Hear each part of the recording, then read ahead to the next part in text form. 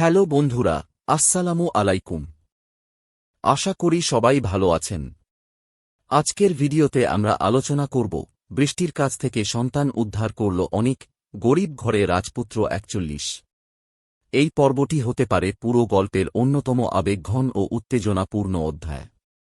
আজকের আলোচনায় আমরা দেখব কিভাবে অনেক দীর্ঘ সংগ্রামের পর নিজের সন্তানকে ফিরে পাওয়ার জন্য শেষ পর্যন্ত সফল হয় এবং সেই ঘটনায় কিভাবে গল্পে নতুন মোড় আসে। গল্পের শুরুতেই দেখা যায় অনিক একটি গুরুত্বপূর্ণ সূত্রের সন্ধান পায়। এতদিন ধরে বিভিন্ন জায়গায় খোঁজাখুঁজি করেও কোনো সঠিক তথ্য না পেলেও এবার ভাগ্য যেন তার পাশে দাঁড়ায়। এক ব্যক্তির কাছ থেকে সে জানতে পারে বৃষ্টি নামের এক নারীর কাছে একটি শিশু রয়েছে যার পরিচয় নিয়ে অনেক রহস্য লুকিয়ে আছে। এই খবর শুনেই অনিক বুঝতে পারে এটাই হয়তো তার সন্তানের খোঁজ পাওয়ার শেষ সুযোগ। অন্যদিকে মেঘলা প্রতিটি মুহূর্তে উদ্বেগে দিন কাটাচ্ছে। একজন মায়ের হৃদয় তাকে বারবার বলছে তার সন্তান এখনও বেঁচে আছে এবং খুব কাছেই রয়েছে। সে আল্লাহর কাছে দোয়া করতে থাকে যেন অনিক নিরাপদে ফিরে আসে এবং তাদের সন্তানকে সঙ্গে নিয়ে আসে। অনিক দ্রুত বৃষ্টির অবস্থান খুঁজে বের করে সেখানে পৌঁছে যায়। শুরুতে বৃষ্টি কোনো কথাই স্বীকার করতে চায় না।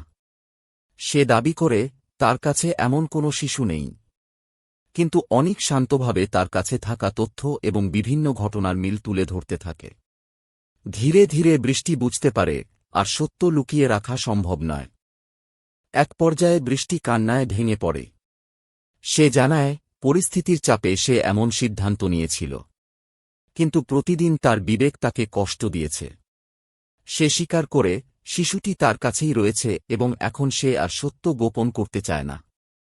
এরপর আসে সেই আবেগঘন মুহূর্ত যখন অনিক নিজের সন্তানকে কোলে তুলে নেয়। দীর্ঘদিনের অপেক্ষা, কষ্ট আর অশ্রুর পর এই মুহূর্তটি তার জীবনের সবচেয়ে মূল্যবান মুহূর্ত হয়ে ওঠে। সে সন্তানকে শক্ত করে জড়িয়ে ধরে এবং আল্লাহর কাছে শুকরিয়া আদায় করে। ঠিক তখনই মেঘলাও সেখানে পৌঁছে যায়। নিজের সন্তানকে দেখে সে কান্নায় ভেঙে পড়ে। একজন মায়ের ভালোবাসা যেন পুরো পরিবেশকে আবেগে ভরিয়ে তোলে। উপস্থিত সবাই এই দৃশ্য দেখে আবেগাপ্লুত হয়ে পড়ে।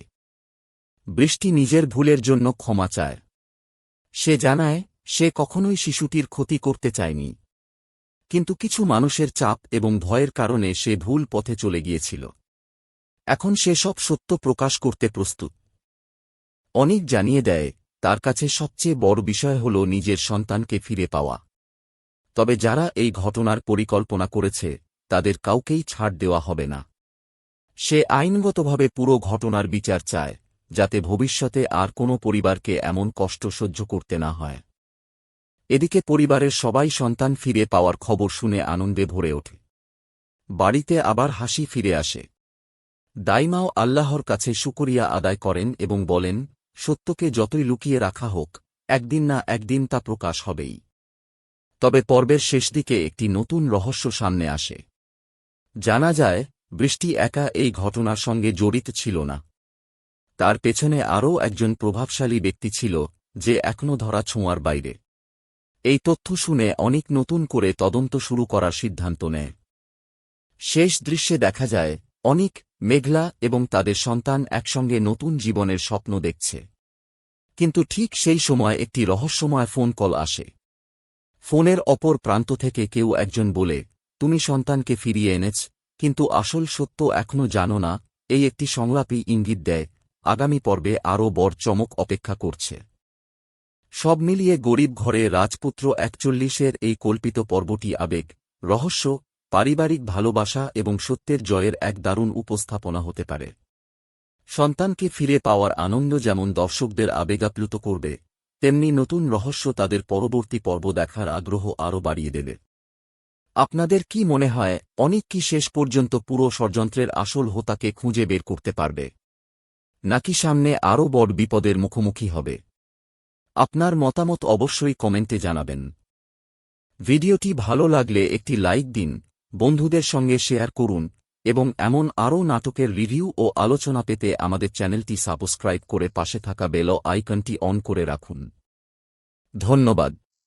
সবাই ভালো থাকবেন। আল্লাহ হাফেজ।